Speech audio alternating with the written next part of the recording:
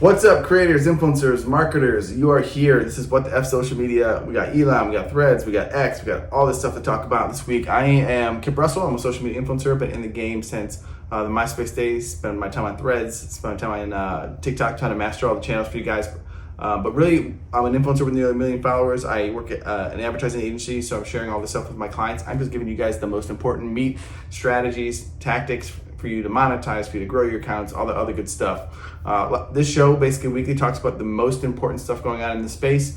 You can follow me on all the other social networks for more of the micro content, but this is where the longer form video lives. So just diving right into the most important headline of the week, Twitter is now becoming X. X, don't give it to me. What are we gonna do?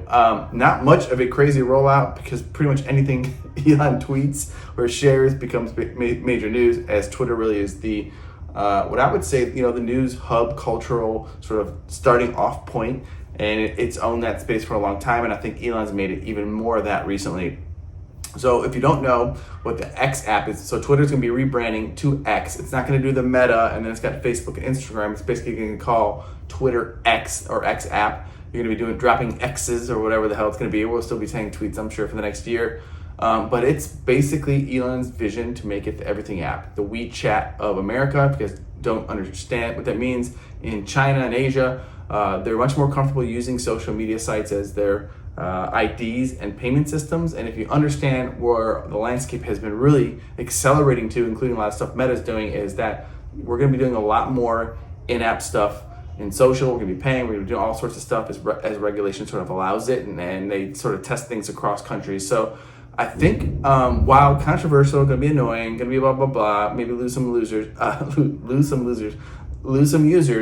I do think this is a stake in the ground moment for Elon, where he's gonna be changing everything to black, changing the logo, really planting his vision. Like Elon said, he bought Twitter with the vision to accelerate everything to become an X app. I'm gonna keep doing that, Wakanda, whatever it is. But at the end of the day, is this good or bad? I think you can argue both ways. You can argue that you're losing all this brand value. I think most people would say that's a stupid move. I think at the same time, he's putting a stake in the ground and really publicizing the future of Twitter. So I think with all the stuff that went on with Threads and Meta, he's really just owning the news. So maybe people will check it out. Again, I don't think it's going to make much of a difference for a while. I think you're going to get users confused. Could hurt it short term, long term, we'll see. As long as Twitter still owns the news cycle, the breaking moments, the cultural lexicon, and keeps its core creators, I don't see anything major happening to the app. Maybe this accelerates it in the right direction. We will see. But everyone's been naysaying on Elon as a strategist, a social marketer. The things that he's doing have started to become more trends within space. You have subscriptions and paid verification, which, while stupid and annoying, I think was the right move long term. I actually think most of these people, for notable maybe celebrities may be different, but for businesses and small businesses, I think a paid version of the platform with a little bit more reach and some bells and whistles is good continuity. And actually, I think they should have started that way. So you got the verification, you got subscriptions, you got leaner staffing. He's really the trendsetter, whether people like it or not. Now, I'm going to pause with that. If you have any questions or comments on X, there's not a lot out this time, except his vision is to make it the everything app. So we use Twitter for payments and this and that and this. We'll see if it gets that far. I don't know. You might have to buy PayPal or whatever it is and stick it in there. So we'll see what's going on. A lot going on. Just breaking news today. We got to talk about Threads, 15 days. Huge stat just came out saying that after the 15 days post-launch, Threads has lost 75% of its traffic. Now, I said this in the first video after my first few days on Threads, why I think this is the reality for the app. It could go the Google Plus route unless there's some severe innovation. But ultimately, what these social networks need is some sort of cultural differentiator that makes it have a reason for people to be there versus other apps. You have TikTok really took the cool music, cultural, pop cultural, became the new MTV, right? It took it from Instagram. It got speed and vertical video only format, gave us something different, gave new people the ability to become celebrity, had a cultural meaning. Now it's the place where people go to grow, to start their accounts, to find their favorite creators, it's sort of gateway drug to YouTube or other channels. And it's also the speed. You get to consume so much content so much faster. The speed, one swipe of the newsfeed is the thing, and it is now the cultural leader.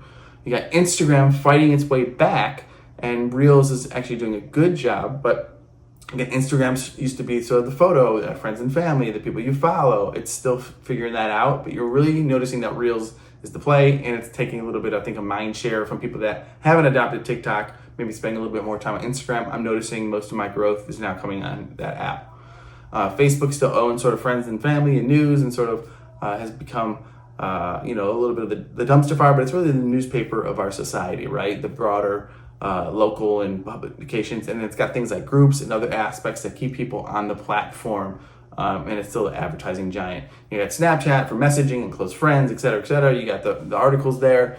Everything has a purpose. Threads right now has almost zero purpose other than it's a complement to your Instagram. Some people are on there fighting. You got the Garyvees and the early adopters, and there's probably some sort of audience share there if you really need, but you need to spend a lot of time hacking at the network. And what I mean by that is it's very one-on-one. It's very personal. You either need like an assistant or a staff, or if you have time to spend an hour a day to really make posts and engage with people. In that way, it's a very powerful app that you can maybe gain some new followers, gain some new audience. People haven't been exposed to your content, but really it doesn't have a cultural purpose yet.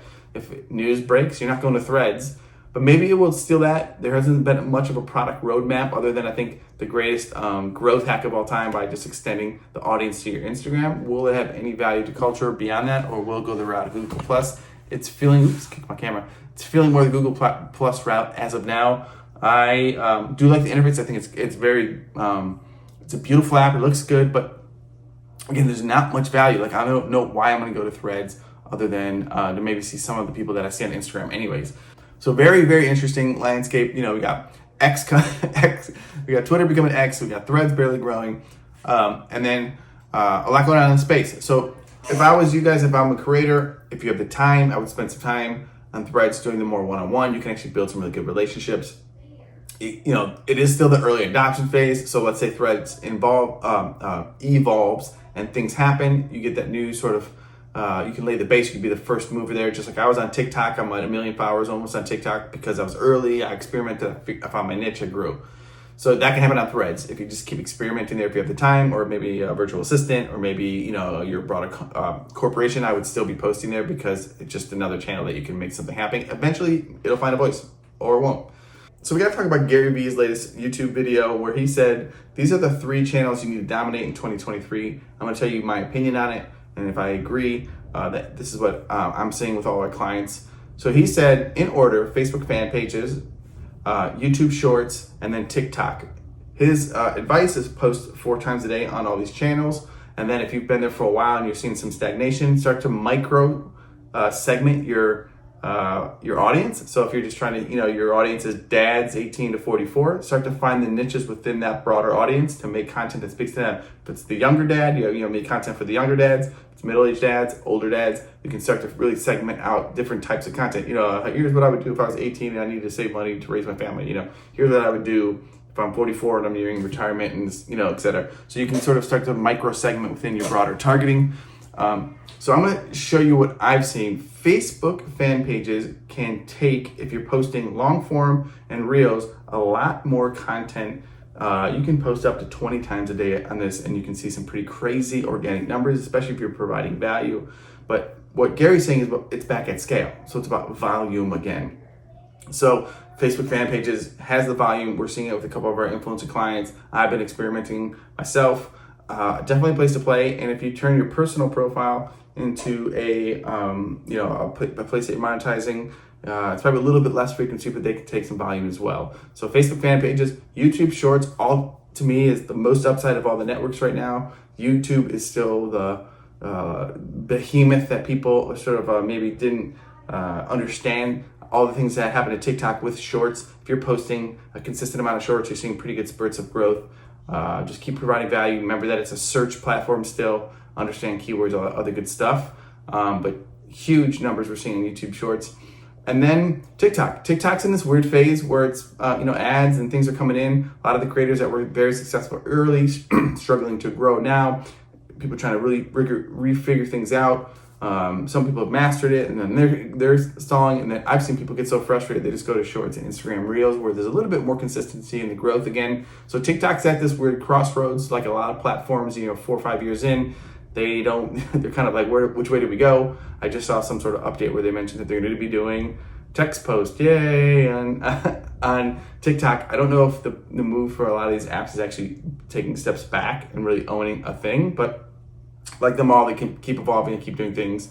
The one thing that TikTok, Reels, Reddit has going for now is that they're becoming search engines for different younger audiences, and that's something that Google needs to really worry about. They've been talking about pivoting. I've made a bunch of videos on this. You can go see them. So I don't know if you agree with it. I definitely agree. I don't know if I necessarily say the order. I actually think Instagram Reels, I'm seeing phenomenal stuff too. But what I've seen on some of our influencer pages with Facebook fan pages is that you can put some volume there and it can take it. Reels, there's lots of open inventory now. They need content, so you can have a better chance of going viral on your Facebook and Instagram Reels, or at least post your Facebook. If you're posting on Instagram, make sure that you check that button to allow your content to go to Facebook as well. So a lot going on there. Let me know in the comments what you guys think. I'm gonna just do this really quickly on this segment with you guys, but Meta has made some really phenomenal moves lately. And I think this goes back to the X app, where they're rolling out checkout. So Facebook checkout on your shops, where you can actually purchase an app. I know people have been doing it already, but now they're making it mandatory by August for all new accounts. And then by next summer, you have to have checkout or your shop will be disabled. They are doing this as a F you to Apple. They're doing this because they don't want people to leave the app. All the e-commerce stores and lack of attribution. They need people to purchase. So when you're running ads in app, because ultimately they get the ad revenue if they can prove out their value as a channel. Great move. Cappy, server-side pixels, the leader in the space, really Facebook. Cappy is the new pixel. So if you don't have it established, you need to get your Cappy set up ASAP. Conversions API, conversion pixel. Think about it. It's going to go server-side, all networks. So make sure on all the channels you're thinking about Cappy, but really get your Facebook there. It feels very sturdy, more sturdy, and better data, almost like 2018 again. So get on that. And then lastly is creative with Facebook. You can be, there used to be a point where you need to be testing always in your account structures, but there is, if you find a winner in Facebook, you do not need to let that thing leave your account until it really, you realize it's not working. What we're seeing now is that you can have really long shelf life on creative, 6 months, a year. If it's not working, if it's not broken, don't fix it. You know what I mean? So pay attention to your creative. Leave your winners in these, sort of evergreen campaigns. Maybe have within that campaign a testing dynamic ad set to figure out, some new stuff. But really, once you find something, leave it in there or try to make more that replicates that sort of similar creative. So creative, lots of good things with Meta. Broader simplification ad sets. They've been doing some phenomenal moves. I'm very, very bullish on Facebook if they can get the consumer back on the channel with Reels. The last thing I want to talk about in the space is that personal brands are now the holy grail on social media. They sort of were before, but this is a new golden era of short form video content is the gateway drug for personal brand, for building and accelerating a following overnight, and then graduating them to maybe a YouTube or your email list where you can actually make them become clients. But ultimately, the Garyvee model that got pioneered probably in 2011 of content, building personal brand, and then with underneath that, you basically build your empire is basically the way it's going to be. What I think for the foreseeable future, where your personal brand is now the more important almost than money to a degree. With that personal brand, I'll give you some other examples. You have like a Garyvee, you have the new model ones like Alex Hormozi or Graham Stephan or Meet Kevin or Ryan Pineda or Grant Cardone or Rachel Peterson. That personal brand, launching your company, then pioneering something, or maybe rolling out a product or this is going to be the way that entrepreneurs really accelerate their growth. And I think for agencies and people looking to start businesses, becoming the pilot who makes the creative, helps create the shows, uses AI to scale, and they can run some successful ads and funnels. It's going to be more of maybe the next fun, sort of smaller mid-sized agencies where you can start to really make some really good gravy. If you're not planning to play in that Pepsi Coke era, well, that's a little bit different of a game. I'm talking about more, really trying to make a small, $1 to $10 million agency within the sweet spot where you really focus on video, building personal brands, running ads, and funnel conversion. I think this is the holy grail moving forward for a lot of you guys out there. So it's an exciting time where organic is back and better than ever, and then paid ads can really be in the gas on the fire of good organic content. So let me know your thoughts if you guys think what I'm saying makes a lot of sense. That's it for this week's social media headlines. I will be back next week. Follow me on Facebook, Instagram, TikTok, all that stuff. I do put out other content like music and family, and you get to know about myself. I'm just starting to more share the side of me where I like to talk about marketing. I've been doing it for years, helping out celebrities, helping out big brands, helping out clients and nonprofits, all sorts of things. So good at getting attention for myself that people started asking me to really get into the space, and then I made it a sort of a second career in addition to all the stuff I do, music and licensing and good stuff. But really hope you enjoyed this. I appreciate you guys that are watching. I'm just launching this new YouTube channel, so I really would appreciate it. Subscribe. If you guys want me to get more technical or anything else, just leave a comment below. Thanks.